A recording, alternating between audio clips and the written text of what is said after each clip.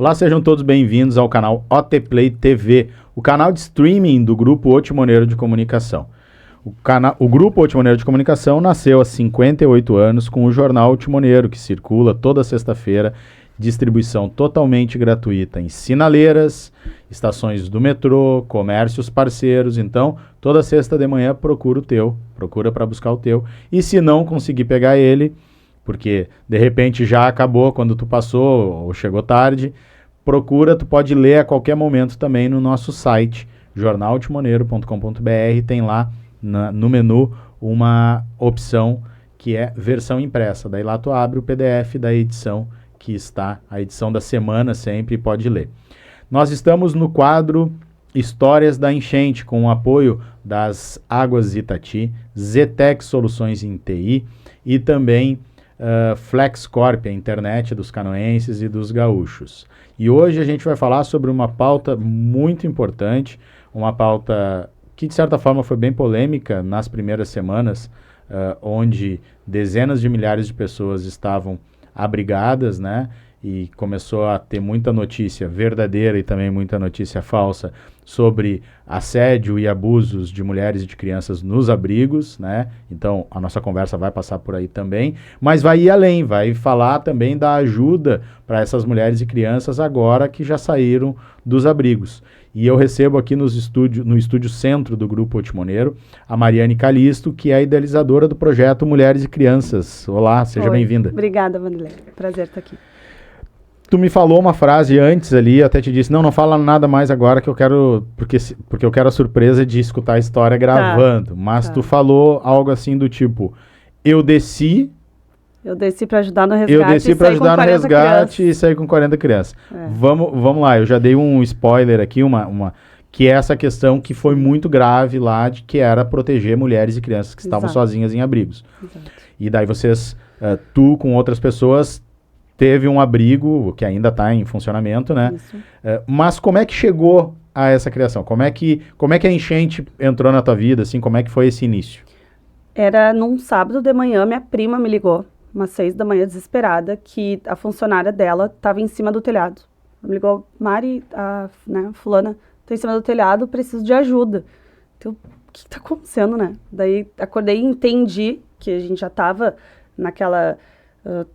que poderia alagar, não ia alagar, não tinha nada muito certo, a gente não imaginava que poderia alagar até o centro. Eu moro ali na Rua Brasil, então a gente era tudo muito incerto, né? Uhum. Tu ficou na parte da Brasil que ficou seca ou na molhada? Eu fiquei na Brasil com a Coronel Vicente, então o meu condomínio ficou numa área de resgate, na verdade, totalmente. Porque alagou até a frente do meu condomínio, então ali era ponto de resgate. No dia mais alto... Passou um pouquinho, né? O máximo, assim, isso. Entrou no condomínio, mas ali ainda ficou ambulância, bombeiros, né? Aí eu desci, era cedo, fui até Coronel Vicente, vi que tinha um movimento, tinha água. E comecei, né, fiquei nervosa, liguei para minhas amigas também. Uma das minhas amigas foi lá, a Paula, a gente pediu bota para uns vizinhos, vamos ajudar, vamos ver o que a gente consegue fazer. Já no primeiro barco que veio, tu ainda não entende direito, né, a dimensão daquilo. Porque a água ainda estava baixa, a gente começou a ajudar com água na canela, assim. E daí comecei a ajudar as pessoas a sair do barco. Quando eu vi, passou o dia, a gente estava naquela função. Passou a noite, a gente naquela função, e acompanhando o condomínio, alaga, não alaga. No outro dia, novamente, né, eu ligando para meus pais, sai de casa, porque eles moram no Nossa Senhora das Graças. Eu não sabia se ia alagar em Niterói, Nossa Senhora das Graças, aquele desespero. Quem estiver assistindo isso agora, que passaram 2 meses, mas pode estar assistindo daqui a 1 ano, né? Esse distanciamento histórico não nos traz essa... Por isso que é importante a gente fazer esses programas para lembrar. O desespero, o medo era generalizado, né? Era, total. Imagina, eu sou do centro, chegou água até a gente e a gente não sabia se não ia avançar em outros bairros. E cada bairro que estava ali na parte de recua, não evacua, sai e fica, né? Tava tudo muito incerto. Tinha bairro que não era para evacuar e alagou, então... né, tu fica assim, eu sou de um bairro que não é para evacuar e eu fico ou não. Aí ficamos nesse envolvimento uns 2 dias de resgates, daí quando terminou, como eu ajudei no resgate, eu comecei a frequentar os abrigos, né, eu fui no abrigo ali do sindicato, com meus tios, a gente levou sindicatos metalúrgicos. Isso, levamos sanduíche foi um dos naquela primeiros, noite. Né? Era uma situação bem difícil lá, né? E a gente viu, assim, a solidariedade, tinha muita gente, muito apoio. Depois fui na Ubra, ainda na construção desses abrigos, até que a minha irmã me liga e diz, olha só, eu sou amiga de uma médica, e ela falou agora no grupo que está tendo caso de abuso no abrigo misto da Ubra. Né? Ela mencionou o abrigo da Ubra. Ajuda. Daí eu peguei e comecei a ligar para os contatos que eu tinha, né, autoridades, enfim. Ah, não tem história. Ah, não, a gente não sabe. Ah, não tem denúncia, não tem isso, não tem aquilo. Fiz vários contatos, fiz reuniões e, enfim. Tem prova? Não tenho prova. Ah, então se tu não tem prova é fake news. Daí eu falei, mas até a frase da camiseta, né, do projeto. Eu falei, mas é que na dúvida tu protege. Né? Eu não preciso buscar provas para saber se essas crianças estão sendo abusadas dentro de abrigo, se essas mulheres estão sendo abusadas. Porque é um abrigo que tem 1.000 pessoas junto, são várias crianças, várias mulheres, são várias famílias misturadas, a gente sabe os problemas que existem, então a gente tem que proteger, vamos dividir esses abrigos, vamos sugerir, então, a divisão, tira as mulheres que têm crianças, coloca num ginásio, faz um ginásio só de homens, enfim, a gente precisa fazer isso agora. Já no primeiro caso de relato. Ai, não, porque não sei o quê, toda aquela dificuldade, aquela burocracia, e é muito difícil, né, quando a gente fala de abuso, porque normalmente é muito abafado. Caso de assédio no ambiente de trabalho, caso de assédio sexual, caso de abuso, sempre abafam isso. Então é uma pauta muito difícil da gente lutar. E que, de certa forma, desculpa te cortar, mas de certa forma, o mundo político e institucional não quer se envolver. Não é uma pauta agradável para lidar. Porque é muito delicado, é muito sensível, dá uma repercussão negativa muito forte. Só que naquele momento de enchente, a gente estava vendo coisas que ninguém sabia como trabalhar, né? Ninguém sabe como fazer quando vem uma enchente, ninguém sabe abrir um abrigo, ninguém sabe fazer. Só que tu tem que pelo menos proteger, tu tem que manter uma ordem, né? Era cachorro misturado com gente, com criança, com homem, com mulher, com idoso, as pessoas com necessidades diferentes no mesmo ambiente. Os abrigos maiores era muito complicado. Era muito complicado. O da Ubra lá, o pessoal da Ubra trabalhou muito. Mas era muita gente. Era muita gente, era muito difícil. 7.500 pessoas no pico teve lá, né? Claro, não dá para comparar um abrigo de 10.000 pessoas com um abrigo de 80 pessoas, que foi o nosso, né? Que a gente comportou o máximo 80 pessoas. Mas também a gente, quando leva um problema, a gente precisa lutar para que aquilo se resolva.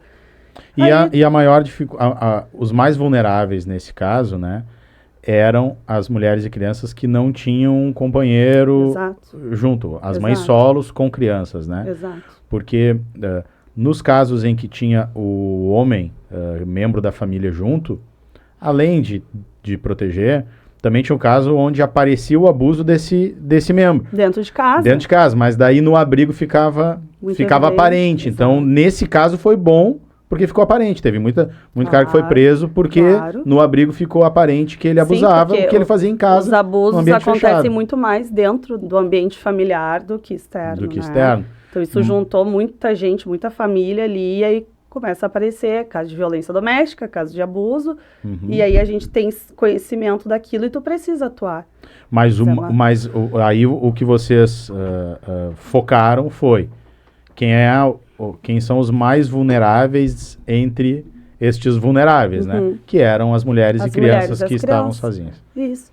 E, enfim, daí passaram acho que uns 2 dias, assim, a Marcela, a McGowan, que é do Big Brother, ela estava voluntariando no Gracinha. Ela, a Thelma e a Amanda, e mais um grupo de São Paulo, as gurias estavam voluntariando como médicas, né? Todas são médicas. Então elas estavam no Gracinha, eu não sabia, não estava acompanhando, estava focada. E elas tiveram relatos dentro do hospital de abusos nos abrigos. E elas comentaram com um amigo meu, olha, a gente ficou sabendo que está tendo caso de abuso, com quem que a gente pode falar? E ele já sabia que eu estava lutando e relatando esses fatos e tentando, né, separar os abrigos, enfim, arranjar uma forma da gente separar. E ele nos conectou. Ele disse, tem a Mari, uma amiga minha, eu vou conectar vocês. Então ele me apresentou para elas nós conversamos e vamos abrir um abrigo então. Vamos nós abrir um abrigo de mulheres e crianças especificamente.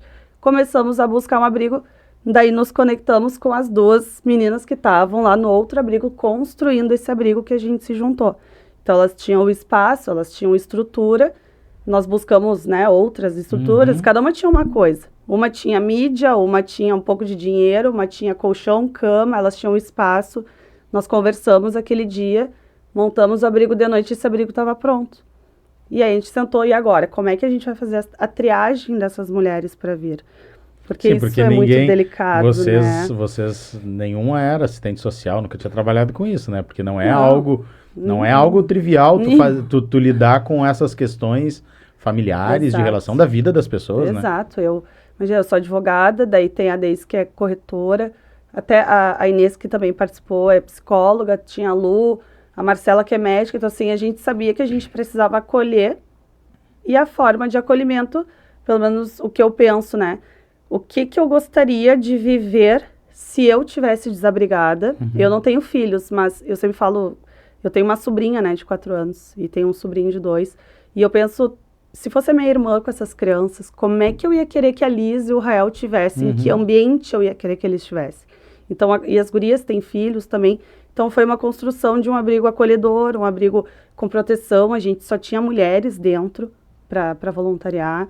Quando tinha que prestar serviço, a gente sempre priorizava mulheres para entrar no abrigo. Quando tinha um homem para entrar, sempre com uma de nós junto, né? Para não ter entra e sai de prestador de serviço, porque a gente queria que elas se sentissem em casa, que elas andassem de pijama se precisasse, que elas se trocassem ali se precisasse. Então, na noite que o abrigo estava estruturado, a gente sentou e organizou, assim, é só mulher com ou sem filho, né? Não necessariamente precisava ser uma mãe, mas mulheres sozinhas.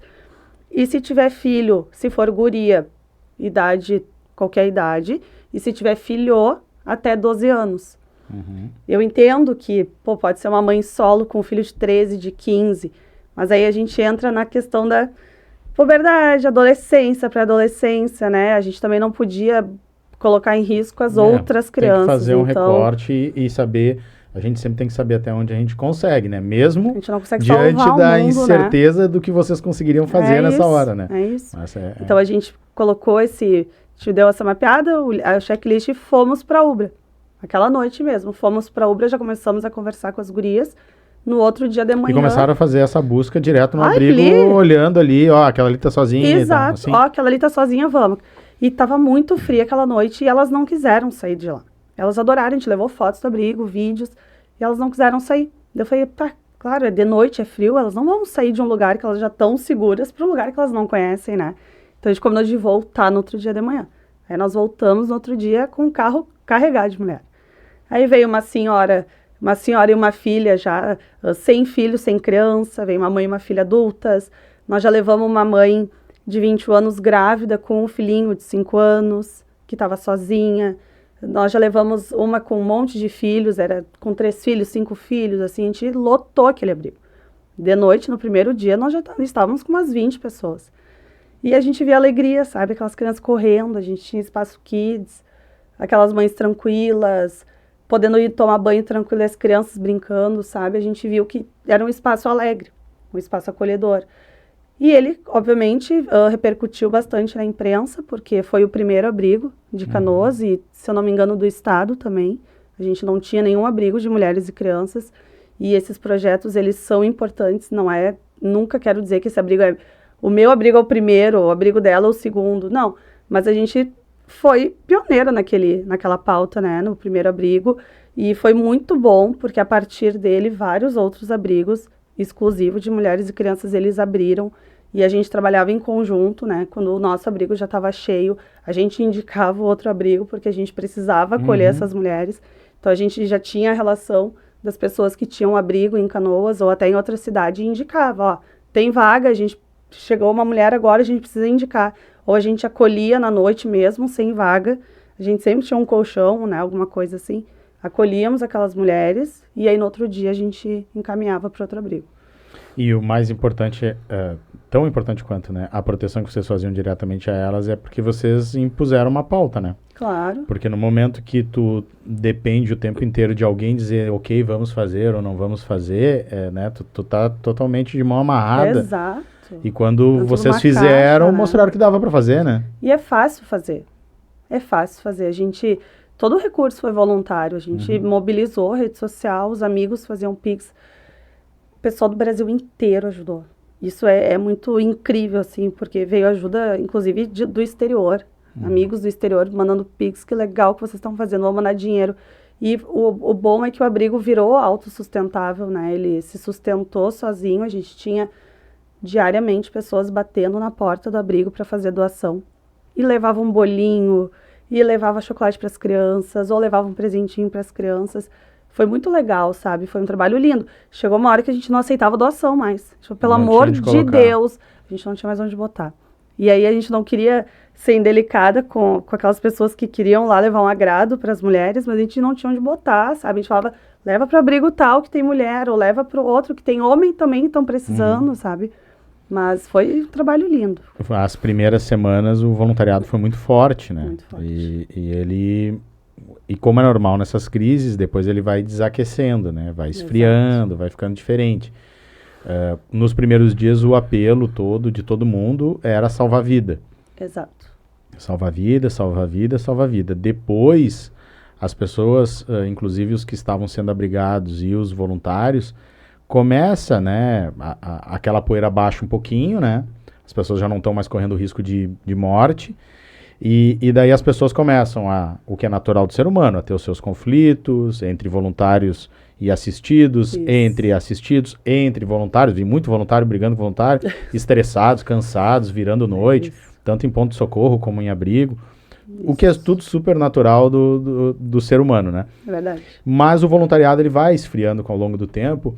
E eu não sei se tu e as outras voluntárias tinham experiência de lidar com essa parcela, com esse recorte da população que são mulheres sozinhas ou mães solo, né? E numa conversa prévia que a gente teve lá até um tempo atrás, eu te dizia que isso era uma pauta muito cara para mim, porque a nossa mãe era uma mãe solo que nos criou, e a gente sabe o quanto isso é difícil e principalmente o quanto isso é a realidade de grande parcela da periferia. Não só da periferia, mas na periferia é onde a gente tem a vulnerabilidade. São várias vulnerabilidades, vários, né, fatores de vulnerabilidade que vão se somando, né? E, sem sombra de dúvida, a maioria dos lares periféricos, né, com crianças são chefiados, tocados por mulheres solos, por mães solos ou por mulheres que assumiram aquelas crianças, às vezes avós e tal, né? Essa é a realidade do Brasil. O Brasil foi formado assim, né? São mulheres, na maioria das vezes pobres e pretas, que criam seus filhos pro mundo. Isso. Vocês tinham essa experiência de lidar com as mães solos e com o passar do tempo, vocês foram conhecendo as histórias e o que isso acabou gerando, tanto em vocês como nelas? Ali no abrigo nós tínhamos mulheres casadas, elas eram casadas, né, ou não mães também.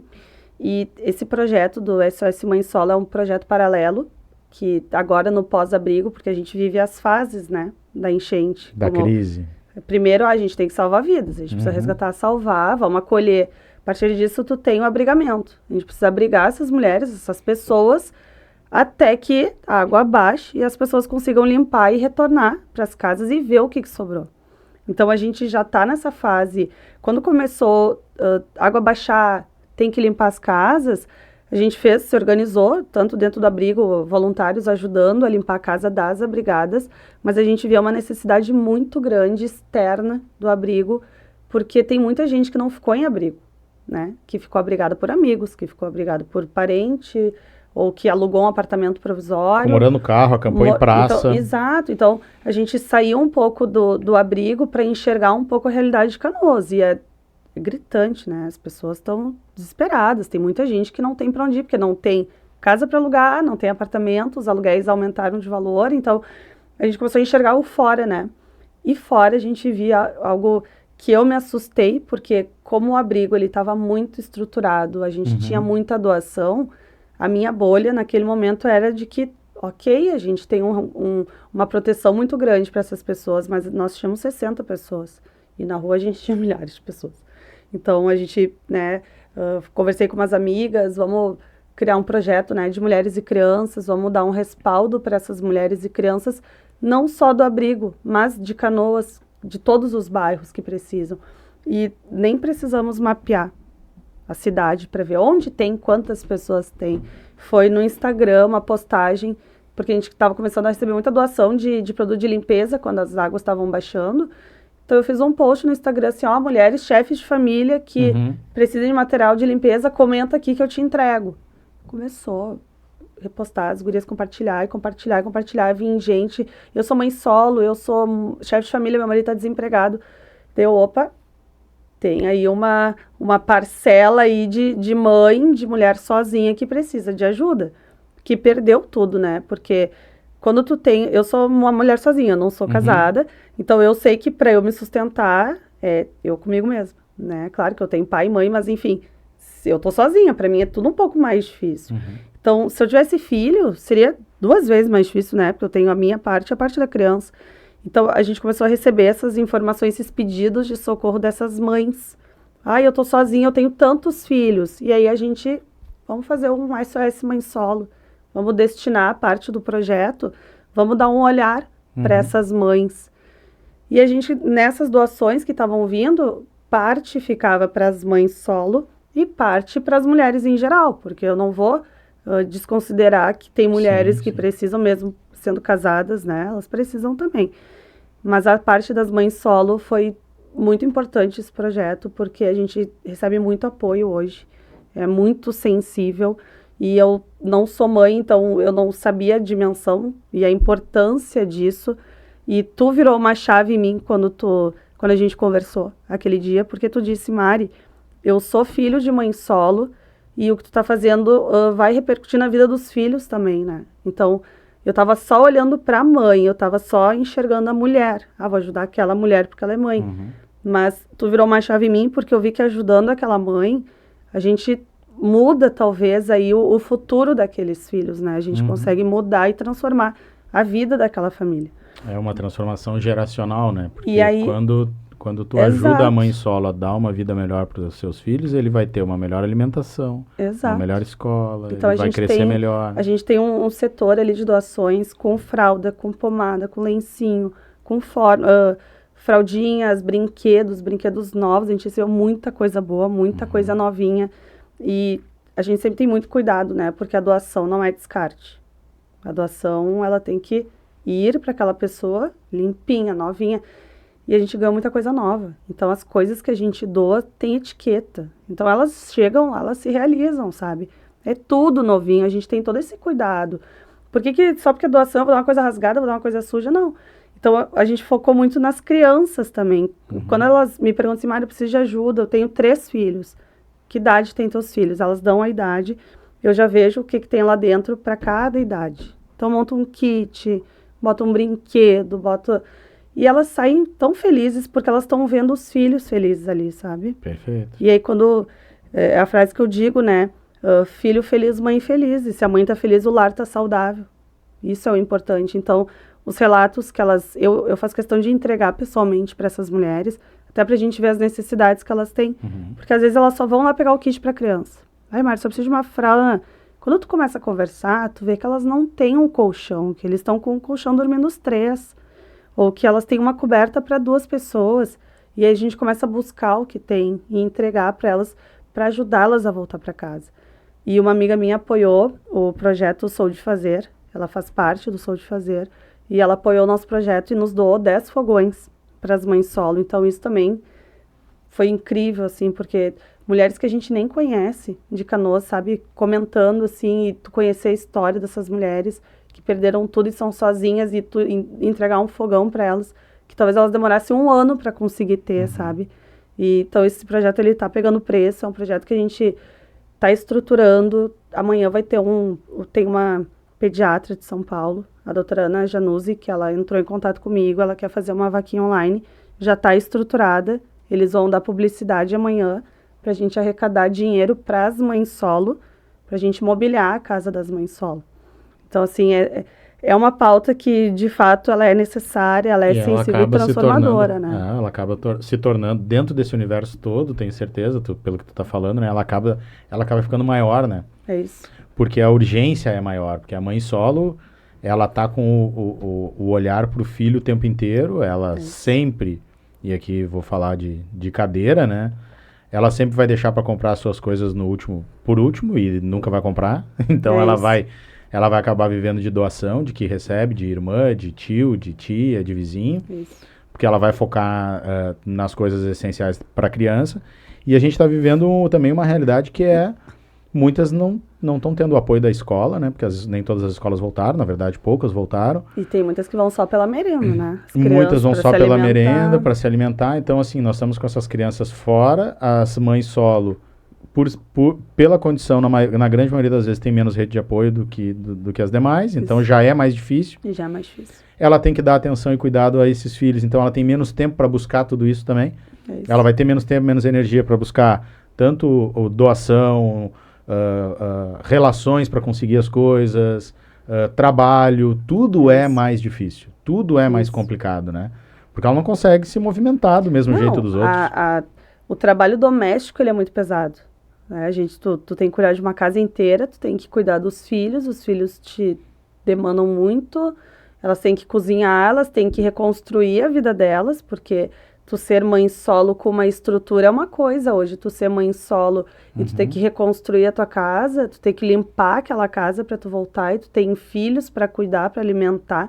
Então essa necessidade a gente tenta suprir minimamente, que seja por 15 dias, né? O que a gente dá de kits ali, eu enxergo que em 15 dias a gente consegue dar uma ajuda para elas. Tanto na parte de higiene, na parte de alimentação, a gente dá brinquedos, então também já tem uma parte da diversão dessas crianças, e amanhã a gente cuida também. A gente fez até um chá de lingerie no bairro, a gente fez. Eu vi no Instagram isso ontem ou anteontem, achei tão legal. Foi muito Conta legal. Como é que foi. Foi muito divertido. A gente recebeu muita doação de lingerie pela pauta, né? De um pessoal de Curitiba, a Lu, inclusive, a Lu mantém contato comigo bastante, ela me conheceu por rede social, por chegar um vídeo até ela, e ela mandou muita lingerie que as amigas compraram, tudo com etiqueta, coisa mais linda, sabe? Né? Lingerie, tem lingerie de todos os tipos, de todos os gostos, né? E eu não estava dando conta de distribuir, porque entreguei para as mulheres do abrigo, entreguei para outro abrigo, entreguei na rua, eu tinha lingerie dentro do carro, às vezes eu parava assim na leira, perguntava, guria, vocês querem uma lingerie? Ah, eu quero. Daí eu abria e dava uma lingerie. E eu tava distribuindo, porque, né, era coisa boa, assim, e tu via que as pessoas precisam. E isso não vem em doação. Isso não chega em doação. Isso é uma coisa necessária e é uma coisa importante para a mulher, né, roupa íntima. E tem toda a questão da higienização de lavar as roupas. E para roupa íntima é mais grave isso. Exatamente. Então as pessoas não têm como lavar a roupa, né? Nos abrigos era muito isso também. Exatamente. Máquina, o tempo chuvoso, úmido, não seca. E as pessoas perderam e não ganham. Então estava muito complicado. Então a gente recebeu muita lingerie e ficou. Então cada mãe que vinha buscar coisas para as crianças, eu botava uma lingerie. Qual é o teu tamanho? Ah, MG. Botava no kitzinho delas. Então elas sempre saíam com uma lingerie. Só que tava com muita coisa parada. Falei, gurias, a gente tem que dar jeito nisso, vamos fazer um chá de lingerie no bairro, vamos montar, vamos fazer uma enquete, tudo muito rápido. E aí o pessoal começou a votar, participar na rede social. A Matias ganhou disparado, com 70%, vamos pra Matias fazer. A gente atendeu 150 mulheres lá no sábado.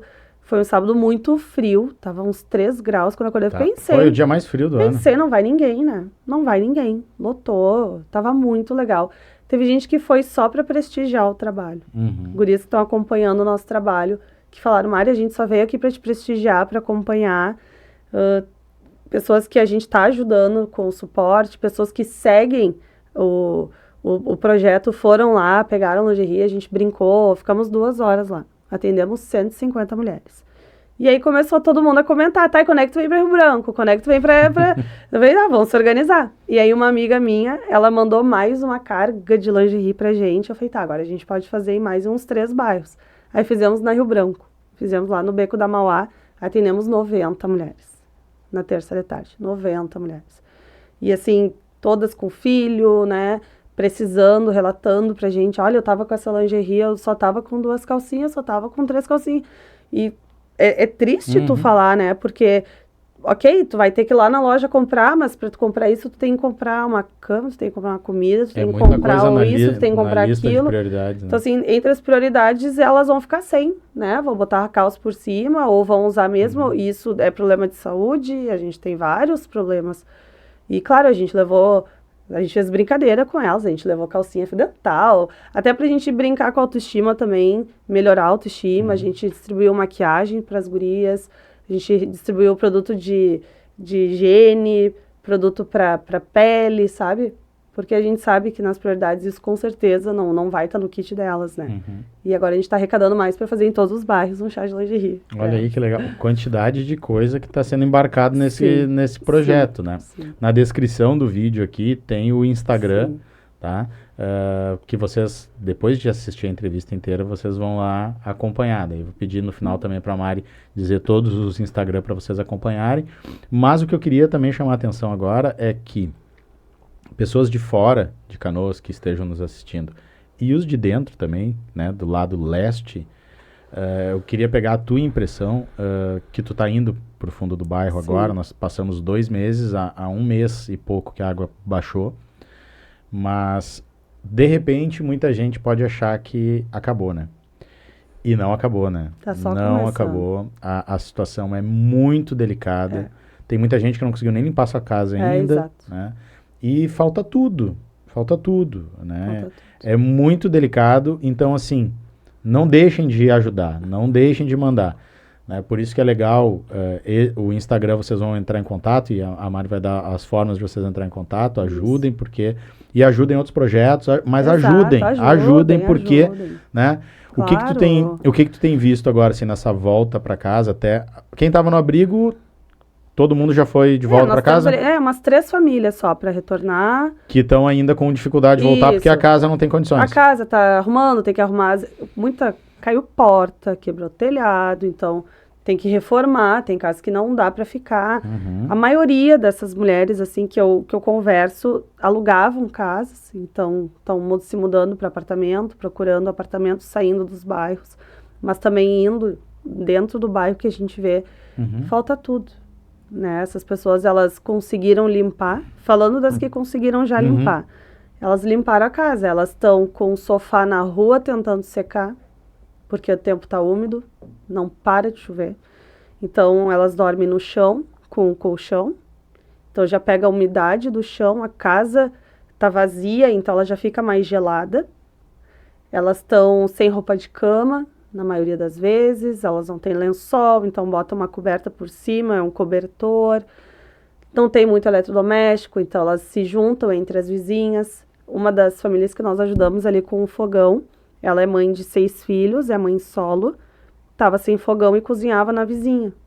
Então, com certeza, ela foi uma das nossas prioridades de ajuda, porque tu com 6 filhos, tu ficar cozinhando na casa da tua vizinha, dia de chuva só não dá, né? Então, falta tudo, a gente precisa... Agora a gente está levantando verba para comprar estufa, para esquentar essas casas, para comprar secador de cabelo. E secador de cabelo não é só, eu vou fazer uma escova no meu cabelo. Eu tava secando o cabelo da minha filha hoje de manhã, a Rafa, e eu tava pensando nisso. Né, aqui no sul, de repente vocês estão de longe, assim, secador de cabelo é uma questão de saúde. Exato. Aqui, porque a criança não secar o cabelo... Vai ficar doente, é certo, né? E quando a gente foi entregar o fogão pra Dai, que eu tava conversando com ela, eu senti a casa dela muito úmida. E eu questionei, né, como é que vocês fazem? Porque não para de chover, a casa tá úmida, são 6, né, muita mulher, daí, não, tiraram de cabelo molhado. Eu pensei, meu Deus, estão dormindo no chão já.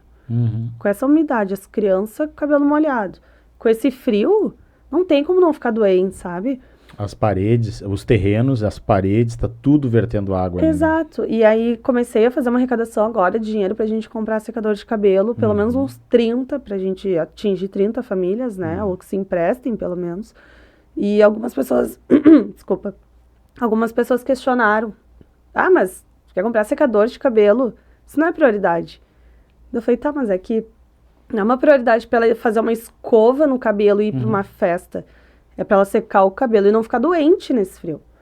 Então, algumas pessoas entenderam, outras não, e tá tudo certo. As que entenderam estão apoiando esse projeto, então a próxima leva de doações aí vai ser estufa e secador de cabelo. Não, e não adianta, assim, numa remontagem de casa, claro que tu tem uma lista de prioridade, mas é muita prioridade. Exatamente. É muita prioridade. Por exemplo, muita gente ganhando sacolas de roupa. Não tinha uma mochila para colocar as roupas. São coisas do dia a dia que a gente não se dá conta porque a gente não está passando. Nem as pessoas estão se dando conta. Não tinha bolsa. Né? Não tem um armário para colocar as roupas, daí tem que botar as roupas, fica em saco de lixo no chão aquela úmido. Confusão, exatamente. Né? E tudo isso, né, diante, assim, muitas ruas ainda não foram limpas. Então, tá vivendo num lugar insalubre, com dificuldade, com todo o trauma. A bagunça gera um estresse na casa. Exato. Tem muita criança. Fica aquela anarquia, aquela zona, assim, né? Parece que nada voltou ao normal. E não voltou, né? E daí não dá a sensação de... e isso eu tava pensando nesse final de semana, acho que era no domingo. Tava pensando nisso, assim, porque tem um momento na vida de todo mundo, por mais corrido que esteja, e quem trabalhou muito, ou voluntário e tal, mas chega um momento do teu dia que tu volta pra tua casa, tu te alimenta, tu toma um banho quente, tu liga um aquecedor, tu seca o cabelo, tu te deita no teu sofá e tu diz assim, que dia cansativo. Isso. Essas pessoas estão há 2 meses sem ter como fazer isso, porque mesmo quem voltou para casa não tem um lar ainda, não tem um sofá para deitar, não tem como estar sequinho, quentinho, né? Não tem como, não tá tranquilo com as crianças brincando num lugar tranquilo. Não sabe se vai ter comida amanhã, elas não sabem se vai chover. São 2 meses nessa situação. Né? Mais de 2 meses nessa situação. Então, os que já voltaram para casa ainda não dá para dizer que tem um lar, porque são paredes. Estão embaixo de um teto só. E assim, a vontade que eu tenho cada vez que eu dou alguma coisa para alguém é mobiliar aquela casa. Não é porque eu dei um fogão para nós que doamos, as pessoas que estão doando, mas não é porque eu entreguei um fogão para alguém que eu vou dizer, ela não precisa de mais nada agora, já ganhou um fogão. Não. Ela vai precisar de panela, ela vai precisar de coberta, ela vai precisar de secador, ela vai precisar de Quando ela for fazer um café, ela vai ver que não tem os utensílios para fazer um café. As coisas vão faltando no dia a dia. Um dia, de repente, vai conseguir fazer o doce que o filho gosta, quando fizer não vai ter a colher e um pratinho para comer. É tudo, é maluco porque é tudo. E as pessoas vão se dando conta disso. E tem essa questão da saúde pública que é muito grave, né? Porque, por exemplo, bairro Fátima, Rio Branco ali... que a água entrou pelo Fátima, transbordou a estação de tratamento de esgoto inteira, e tem um monte de indústria ali, um monte de produto químico que foi espalhado, e essa água é a que está vertendo da parede, então assim, tu vai voltar o teu filho respirando aquele ar. E o cheiro que tá... O cheiro, brincar naquele terreno que tu não sabe se o terreno tá ou não, então assim, são tantas inseguranças e tantos perigos, né, que eu tenho certeza que o simples fato de poder secar o cabelo na hora de dormir e dormir quentinho vai fazer uma diferença tremenda dentro desse contexto. Com certeza, ainda mais o frio que a gente tá. Exatamente. E tá cada vez pior, ainda se a gente estivesse no verão seria menos problemático. Mas tu viver tudo isso no frio ainda é um trabalho e tu tem que cuidar disso. Então assim, pra mim o principal agora é aquecedor e secador de cabelo. Nessa fase, né, das coisas que a gente tá entregando. Porque no resto a gente se organiza, né? Cozinha ali, vai ali. E mesmo assim, parece que as pessoas estão sempre acampadas. Isso. E elas precisam retomar. A gente entregou material escolar também, estamos entregando material escolar. Eu vi também. Isso é legal. Conseguimos doações de material escolar, apadrinhamos uma escola ali, uma turma de formandos da escola Bento Gonçalves. Vamos apadrinhar uma outra escola no 5 Colônias também para entregar material para os formandos, né? Para eles não desistirem, para... É que mesmo assim tem que terminar, tem que estudar. Então a gente está focando nessas pessoas para não desistir de estudar. E tá bem legal, porque tem uma gurizada pedindo material, sabe? Olha só, durante esse nosso papo todo, vocês estão vendo várias imagens que a Mariane mandou e que a Sinara e o John vão editar, né? E vão colocar várias imagens aí, vocês vão ver para trazer um pouquinho do visual para vocês também sentirem como isso é legal, como é a diferença desde lá da época que o pessoal estava abrigado, agora com todos esse desenrolar. E pelo que eu tô vendo, tu vai ficar trabalhando. Esse projeto ele não acaba tão cedo, porque ele tá só crescendo, né? É isso. Qual é a ideia, o que tu... Quem quiser ajudar, quem quiser se somar, como é que faz? Quais são os próximos passos? Todos os contatos que chegam via rede social, Instagram. Qual é o Instagram? É o meu particular, eu não criei um perfil à parte, porque a gente não tem braço para tudo, né? Acaba vindo... a gente tem credibilidade no projeto porque ele é muito transparente. Então, eu sempre digo, até para as minhas amigas que estão apoiando o projeto, posta no Instagram de vocês, reposta, porque hoje as pessoas de fora que não nos conhecem, elas vão doar para nós. Ah, é a Mari que está fazendo, eu conheço ela, então eu vou doar porque eu sei que ela vai entregar na ponta. Então, eu posto na minha rede social, as minhas amigas repostam. Então é no Instagram, Mariane Calisto. Mariane Calisto. @ Mariane Calisto, tudo junto. Isso, Mariane tudo com um N e dois. Com 2 N's. Mariane com 2 N's, Calisto com X. Com X. Tá na biografia aqui na descrição. Só eu que cuido do meu Instagram, então quem quer doar, entra em contato, me chama no privado. Ou eu ligo depois, eu passo meu contato ali, mas é sempre pela rede social, porque é uma forma de deixar transparente, é uma forma que a gente atinge muito mais pessoas, né? Porque é um canal de fácil acesso. E ali tem todos os pedidos das mulheres, elas gostam de publicar quando elas recebem, elas fazem questão de publicar, marcar para eu repostar, elas chegam em casa e dão um brinquedo para os filhos e elas me mandam depois, olha aqui, Mari, olha a alegria dele, sabe? Então isso é muito legal, as pessoas vão seguindo, elas vão apoiando, então quem quiser apoiar pode ter certeza que vai chegar na ponta. É um projeto muito sério, muito transparente, nós recebemos muitos brinquedos agora também. E se Deus quiser, a gente vai conseguir essa vaquinha agora, que sábado vai ter a publicação. A gente vai conseguir arrecadar dinheiro para mobiliar a casa delas também. Legal. Então, olha só, vocês que nos conheceram também durante essa crise, e muita gente começou a seguir as redes do Jornal Timoneiro e o nosso canal, chegaram e foram criando um vínculo, né, aprendendo que a gente faz um jornalismo de um determinado tipo, com seriedade, com credibilidade há 58 anos. A gente está carimbando esse projeto, por quê? Porque senão a gente nem trazia, né? A gente, inclusive, repostou já no nosso Instagram outras vezes sobre o projeto.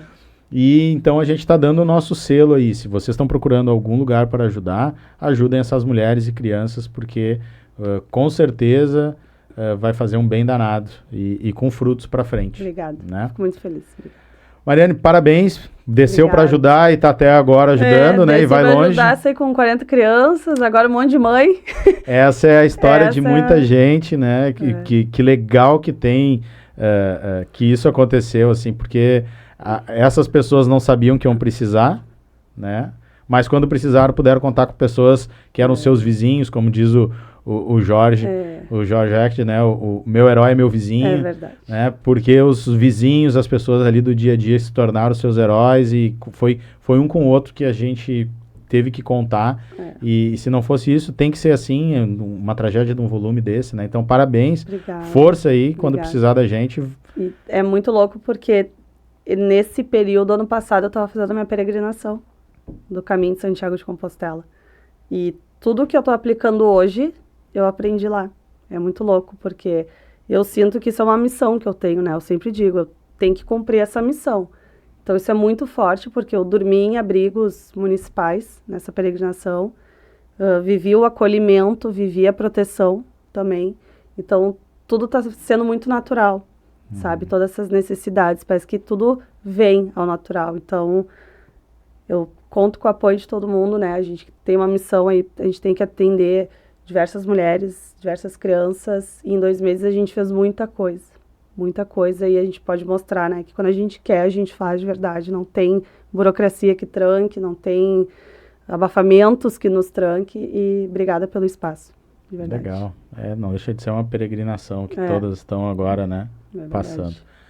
Parabéns, mais uma vez, se você chegou por aqui, ajude. E já te inscreve no nosso canal. Esse foi mais uma história da enchente de 2024 com a Mariane Calisto, com a parceria Zetec Soluções de TI, Águas Itati e Flex Corp. Até a próxima. Tchau.